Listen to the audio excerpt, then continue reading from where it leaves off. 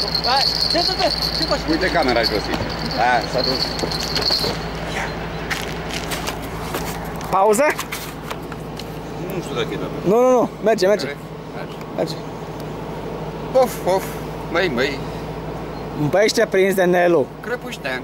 Un crăpuștean, las că merge în tuci. Trece la proprietar și... Normal, mi se pare corect.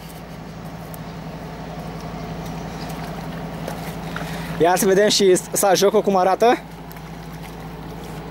Captura este suficientă. Frumos. Merge. În scârbă îl iau, înțelegi? Băui cafea dimineața acasă. Băui.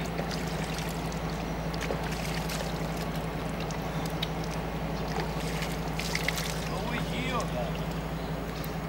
Nu faci ca mine.